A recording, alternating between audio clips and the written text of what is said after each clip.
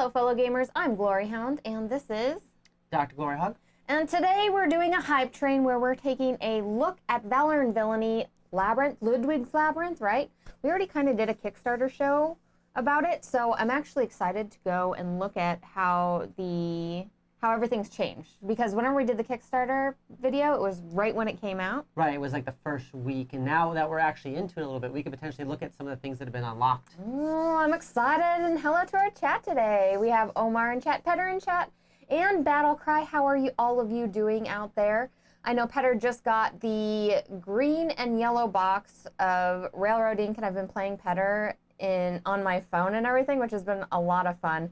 And yeah, you missed out because the expansions, Petter, there's a huge box of mini expansions, and they're so much fun. I'll tell you what all the good ones are. I heard he's pretty easy to beat, too, so I might jump in on that. So I just realized something. I keep seeing Lludwik, right? Like his labyrinth, right? This pig monster thing. I keep thinking, man, who does that remind me of? And you know who it reminds me of? Who? It reminds me of that bad guy on Captain Planet. Like Horace Greeley or something like that, I think his name was. He was kind of like a pig. I don't remember that. Kind of had like a piggish face, and he was always like polluting. I mean, that's what everybody on Captain Planet did, right? They just polluted all the time. Good thing we had that show, and it made everybody from the 80s realize that polluting is bad. Omar also saw this first word and thought this was a Kickstarter show. We're actually doing, I don't think we're going to do the Kickstarter show tomorrow, are we? Yeah, I think we might actually do something else because there's not as many Kickstarters that we haven't already covered. We covered a lot of really good ones last week. Very special show planned at the noon spot tomorrow. So we're really excited. She grabs her pencil. She's like, very special. Hold on, very, let me write it down. Make a special plan. Got it. All right. She made a special plan. Special plans or go. A wild battle cry appears. All right, so let's take a look at this one. So, Valor Villainy, Lludwik's Labyrinth. This is the... I'm ready. My body is ready. Not second edition, but it's basically a standalone expansion. There we go. It's a standalone expansion to the game. Instead of one versus many, this is a co-op experience. The evil wizard's plans were in ruin. In celebration, Giuseppe, the caring pizza baron, offered the victorious order... I love right away that it's not seriousness going into this place. This is pure ridiculousness, and I love the change of going all in on the ridiculousness on this already. Well, I think the big takeaway here is that every time you slay a dragon, you should go get pizza instead of just beer. Because this guy offers it all. You get pizza and beer when you go slay the dragon. Everything here. Can you imagine that? You go into like... I think I'd watch this cartoon. Yeah, you go into like the mysterious inn and it's like all dark and you have like the brooding rogue in the corner. And then it's like the basic Italian sort of pizza joint. They're like, hey, welcome back. And your rogue's trying to be all sneaky. Right? And you're sneaking in and corner. You're like, I'd like a cheese pizza. You just slap it down in front of them. There's 20 victoriously priced. That's alcohol abuse. She spilled all of her stuff. Oh my God. 100%. They're dancing on the tables already? Well, that's how you know the pizza joint is good. If you go into a pizza joint and they're dancing on the tables, that's where it's at, apparently. And no, we are not playing checkers tomorrow, just as a note. This is every fight at Chuck E. Cheese ends out just like this. Anticipating an evening filled with pizza. That guy looked so happy eating his pizza. And balls. Whenever I heard that originally, I was like, it was a spit out your coffee sort of moment. Like, did they just emphasize that as we were going through here? Well, look how happy this snail is. He's just eating them all. It's probably covered in kid sweat. Would you want to go in this ball pit after the snail is in there? No. I'm going to say no. What about the frog? I mean... Is that a new weapon? A pizza spoon? Yes, it is. I'm going to start eating my pizza with a spoon. Ew.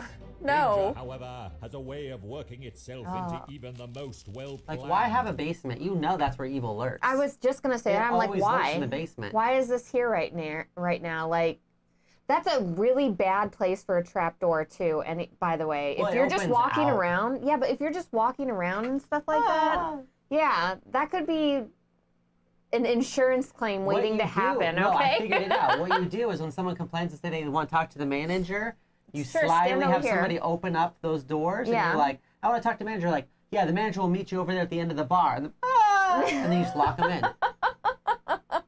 Hello, Marie.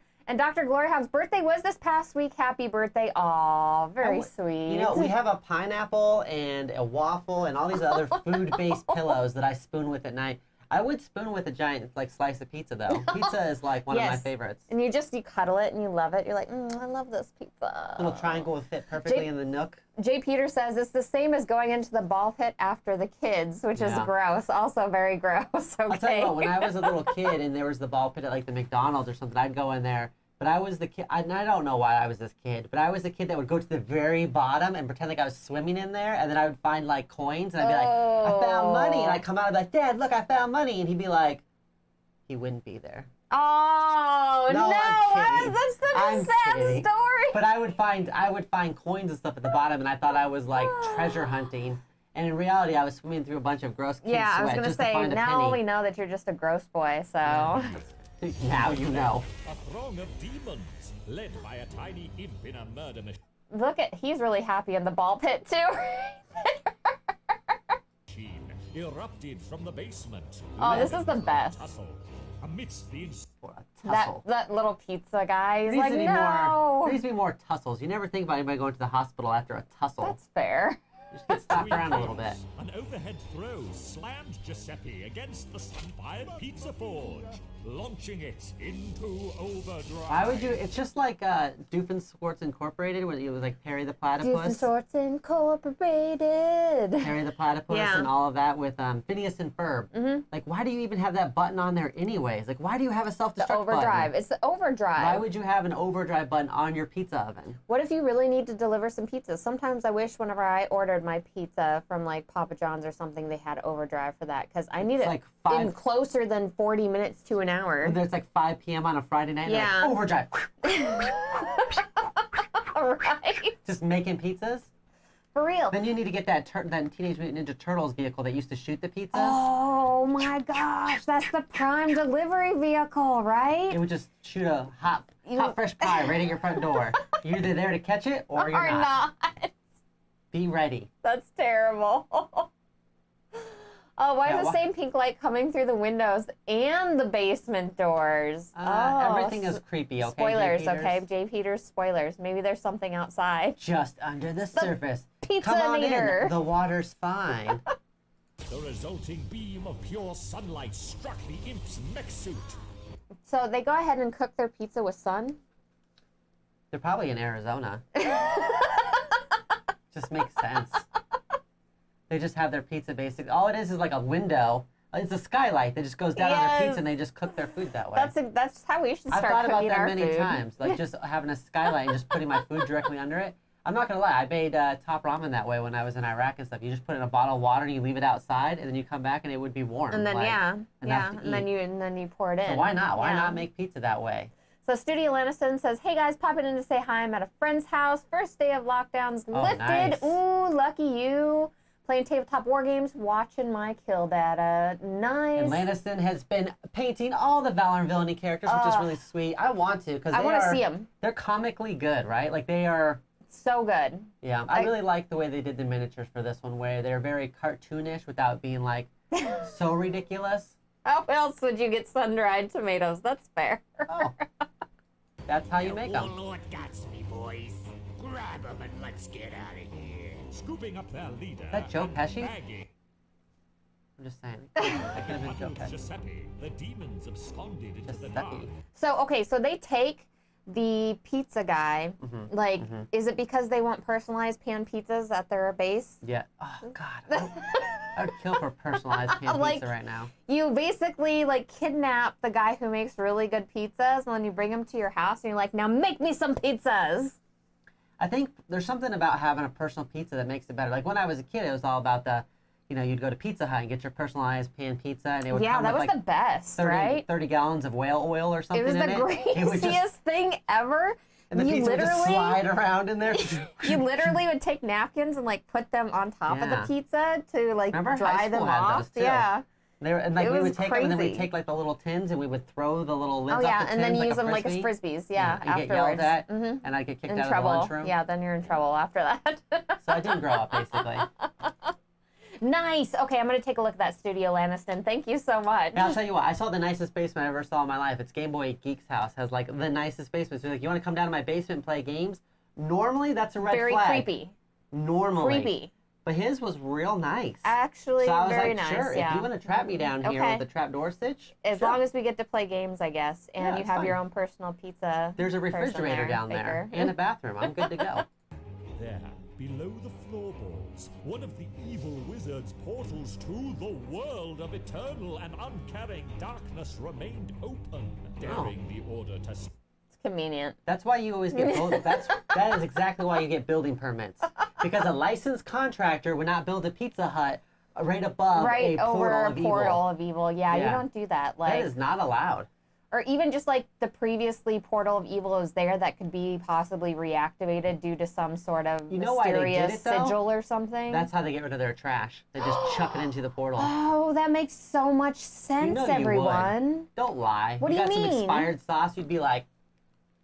And then those people Like there are probably a really mad bad pizza? because they're getting all the junk, and so they're coming back for revenge. So It's 'cause- actually, no, who's the real villain it's here? because Who's the real they villain? It's put the pizzeria. Pineapple pizzas in there. They threw all their pineapple pizzas in there, and then like now they're coming back for revenge. I've seen in you real eat pineapple pizza. Don't act like you're better than us. A white van with board games in it? I am interested.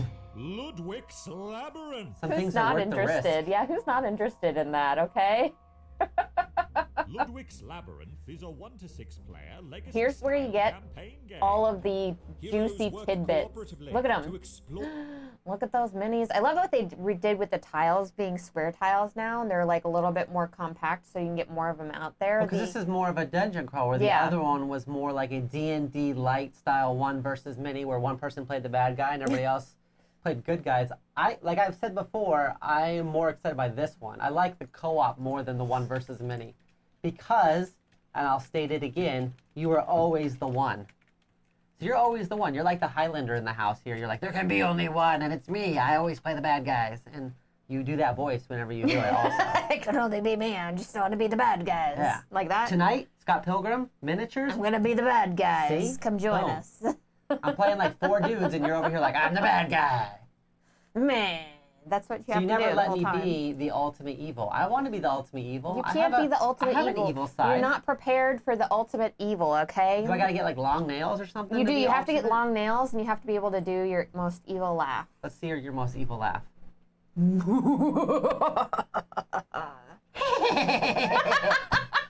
Yeah, I guess I'm more Yours of a just minion. is funny. I'm it's just a funny. minion. Yeah. Like if you had yours right. next to mine, it would be perfect. Yeah, it does sound like you would do your laugh, and then I would be the minion henchman laughing next to you. you must join. Everybody has their role to play in life. Or the mysterious labyrinth in pursuit of villains who are controlled by the game itself. Over a multi-session campaign full of Love the hilarious campaign narrative, bits. I love you'll discover multi-session. New enemies, face off against unique. Just in like anything, you're like, Yeah. oh, I love this multi-session. Anything. Anything. Multi-session pizza? That's pizza you have enough for A lot of multiple different sessions. pizzas. That's what you Multi-session breakfast, lunch, massage? and dinner. That means you just hang out there and you get a massage every hour or something. I don't know. You can't name something that's not great Multi-session, like brake repairs or car things. Why are you like this? This is why you're the evil one. This is- No, I like campaigns. I like feeling like what I'm doing in this round is going to do something for the next round, and I like the fact that you get to spend more time with your character, because I always wanted that with Valor Villainy. I always felt like, oh, I got to play this character. Although you played for a couple hours, you might play for 2 or 3 hours playing that one game. Still, at the end of it, I was like, man, my barbarian just got like all super buff and got all of his dice Yeah. unlocked, and then now it's done, and I got Yeah. to start over again. That's the biggest thing is whenever you did end Valor and Villainy, it was always like, oh, I just got everything together. I just made my hero cool. Or my bad guy. I just straight up said, chill out, Gargamel. I think I would just be the cat in that scenario. Meow, meow. See? Peak bosses and navigate impactful ethical conundrums. I don't know. Will you dry up the tiny village as well to fill- Probably. Let's be honest. Probably. We're going to dry up the But well. can you change out the arms on the mini? Because if not, I'm out. You can change out the Press arms on the a mini. powerful thirst. Your decisions can permanently unlock cards. I love Time that. Assistant upgrades and open delicious envelopes. I love that they put delicious envelopes because it is very true. Whenever you get those envelopes, like there's something about opening them. Okay, so does everybody because nobody fight? sends letters anymore, so you just get really excited about it. Does everybody fight to see who opens the envelope? Like whenever you're tearing up cards, it's like exciting, but you always feel bad about it, and you don't necessarily want that on your soul. But whenever you're opening an envelope, completely different experience. That's the experience you want. That's the experience you live for as anybody who's a Kickstarter backer, the opening of just all the juicy things that like other people don't have, and it's amazing. By the end of the campaign, your game will have a unique footprint which you can take into free play mode. Or It'll be a bad reset footprint. and start all over. Are those In addition game to trays? the game, How amazing! Oh my There's also an god. expansion to Minions of Mordak, adding a ton of new features, such as 9 new heroes, 3 So many henchmen, heroes. 5 There's villains more with amazing stuff. miniatures. Way more stuff. There's way more stuff in this one than there was in the original, and I'm so excited about that. 21 engraved dice, 32 Just Labyrinth look at it. It map just keeps tiles, going. It's just like 63 Every time I integrated thought it was gonna minions, stop. 40 boss AI cards. Every hundreds of time. multi-choice event Look at cards, that. New treasures, villain and hero spells. New melee and ranged feat decks. And a campaign book with 10 mysterious envelopes. I 100% love that they did that Not so much. 4, not 5, but 10!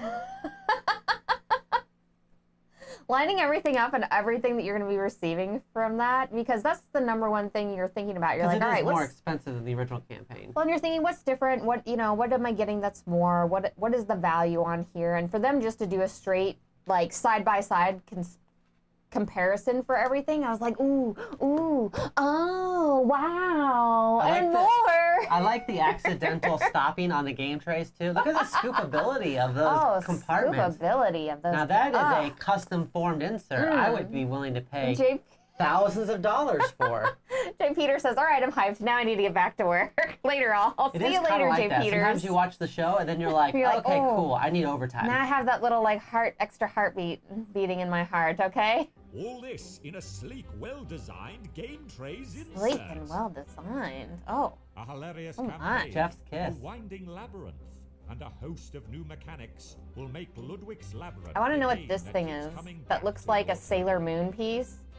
Like, do you get that that the first thing player and then you marker? turn into your character? You're like, and then you get like the thing with like, you got to do this whenever you do it. How do you do it? So I'm at the level, well, the Sailor Moon thing is like, I don't feel like you have the anime face. I'm gonna need The more anime anime face? face out of you.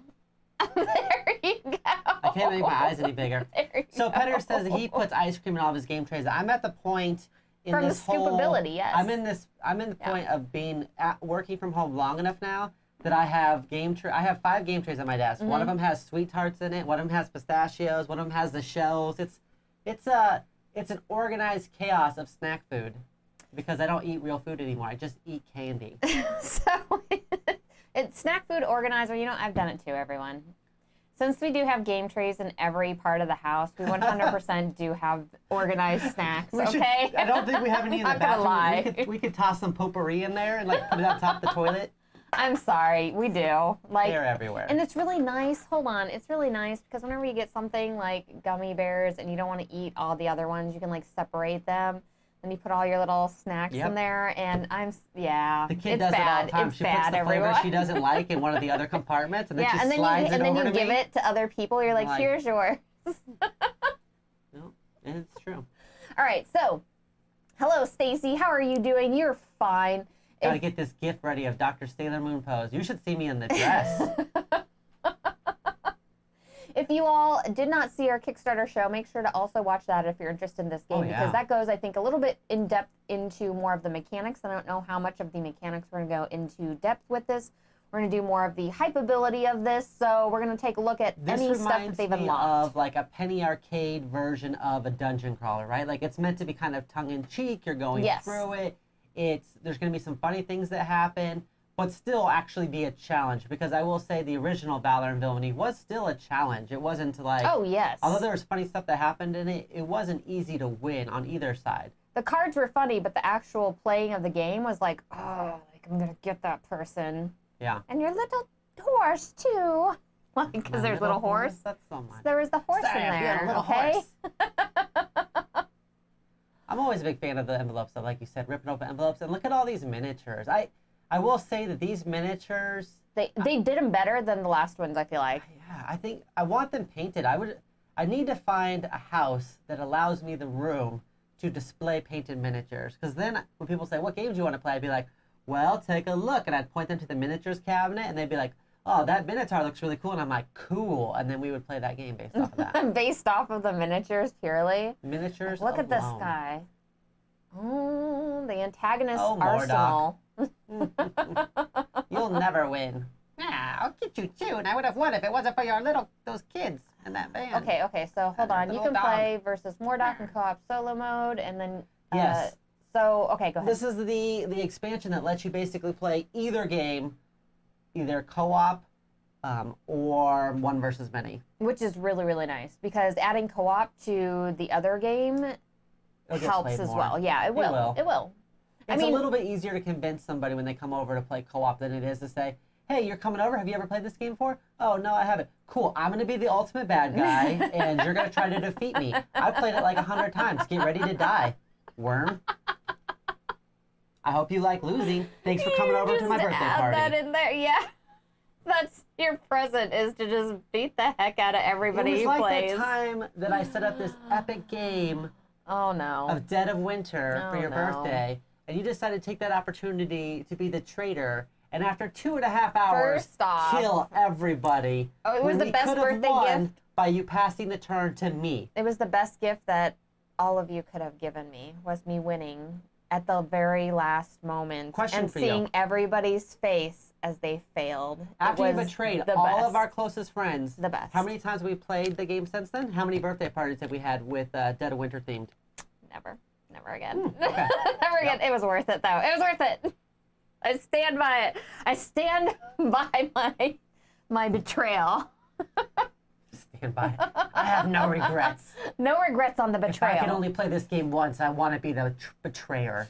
All right, so see this one right here. This is your Sailor Moon thing where you turn into your character right here. This is how you do it with that piece right there. I'm pretty sure. Oh yeah, that's how you do it right there. Well, thanks so much for the subscribe.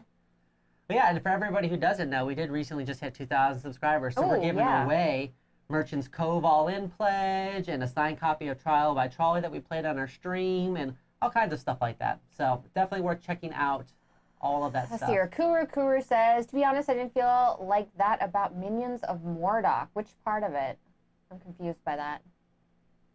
Tell me more. Tell me more. I think I lost myself in the conversation here. Okay. Probably, but that's okay. Thank you for commenting. Extra bits. Extra bits. Yes, extra okay, bits. so I want these bits. I've been trying really hard to lean away from extra bits, but I've learned that sometimes there's bits that you need. Here.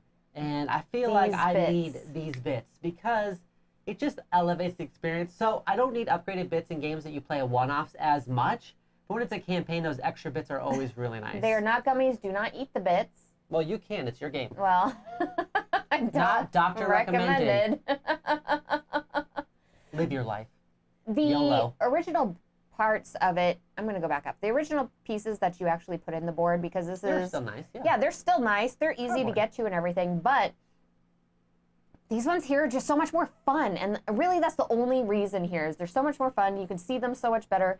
I don't feel like they're going to get lost, like shoved under things and stuff, because I feel like, especially when you start stacking up your little +1 pieces here, they start stacking and maybe you might not be able to tell how many you have, or one falls off and then gets knocked under your board or something. I just think they look cooler. I don't even care about that. I didn't have any issues with mine at all. They just look cooler. They do look cooler. And then you get actual little XP parts. Like, let's see. Oh, the part where the most knowledge player was like, I'm Mordak. Oh, good luck defeating me. Very fair. Very fair. That was something. That is very, very true. Yeah, because it usually is your most knowledgeable player, right? So they're like, I know how the game works and I'm going to be the bad guy. Because you kind of want that. Now, here's what I will say, which hasn't happened because it's always been you. But I like to think of Mordak as going into it almost like an RPG. So you're thinking to yourself, okay, I'm the dungeon master or I'm the game master. So yeah, you're going to try to win. You're going to try to make it hard. But ultimately, as long as everyone's having fun, then you did your job, even if you lose in the end. I'm that type of player, but you are the crush them into the ground, crush the worms beneath my heels type of person. So, you know. That's fair. So here's the difference. Here's the difference. If you're playing Mordock and you see that a new player is over there and they're struggling with an enemy, you're like, oh, okay, I'll put this new enemy over here where maybe this other player is going to be able to handle it. Yeah. I'll at least give them a chance to I roll the look dice over there to and I win. go, oh, it looks like you're having trouble. I'm going to stack somebody else on that stack I'm going to put for you. some level 3 minions right up in your grill. And actually, all your dice are now white over here, and they're just, you basically can't use them. Oh, I see that you don't have evasion, so you're stuck in that corner? Cool, I'm going to drop 2 more level 3 minions on top of you. Yeah. Yes. So that's the difference. So if you want out of it, I hope you AoE yourself to death. Just big old fireballs right on your own tile. I hope so. Yeah, you are the worst. The worst. So did you actually put our giveaway stuff in our YouTube at all? Like on the YouTube I did. community? I put it in the YouTube community tab. There's a tweet on our Twitter account. I believe I put it on Facebook. Post. Yeah, on a Facebook post. The only place I haven't put it yet is Instagram, which I will do here in the future. But you Fair. should be able to get links from there as well. I like that you can buy more dice. Because there was times when we were playing like 6-player because you were the bad guy and we were playing like 5 good guys, I want to say, and there was times where the dice would have been handy. Yeah, if you are playing with maximum player count, extra dice are worth it because passing them around the table, it just becomes sparse. If you're playing like at a minimum player count of like maybe 3 or something, you're totally fine. But if you are playing a lot more at those bigger groups, you'll want them. Whoa, super! Yeah, we do almost everything live just because we like talking to people. Yeah, absolutely. Otherwise, Binge we're watching stuck older with each videos. other, and that's also the worst. Thanks so much for hanging out with us. So I do like these detachable arms a lot. I don't know why. I don't need it, but now that I know it's a possibility, I love it. Does that make sense? Because I know it's going to be put together. This isn't Warhammer. I'm not going to have to spend like 45 minutes gluing my fingers together and getting pinpricks from all my orcs, and bleeding. I mean, last time I put together minis from Warhammer, I was bleeding, and I was like, this is the worst. And I said to myself, why do wargamers put up with this? This is 2020, 2021. Why do wargamers put up with having to put these minis together? Are they just like glutton for punishment? Like they're like, it's part of it. I hate myself and I hate this too. And just shoving them together. That's too much. That's too much. But I do like that these little arms come up and you can switch them off because I definitely will be playing with that when I take a bath. Thanks so much, Fatal Paper Cut. I'm going to have the little figures playing. I don't mean to brag, but I don't mean to boast, but the GloryHoundd channel is like butter on your breakfast toast. I actually do have detachable arms in real life. They detach at least once. So the first time that, you did put together the Warhammer miniatures, because I've always put everything together, and it was horrible. I quit. I've literally had other board gamers call me up and be like, is this a way this works? Like, is this normal? Did they mess up? And I'm like, yes, this is how war gamers do it, everyone. Because I entered into the scene do. from board games and Magic the Gathering, RPGs. I never had to put together a miniature. I never came in from the wargaming way like you did. So it just seems like the worst. I don't know why they make you do that.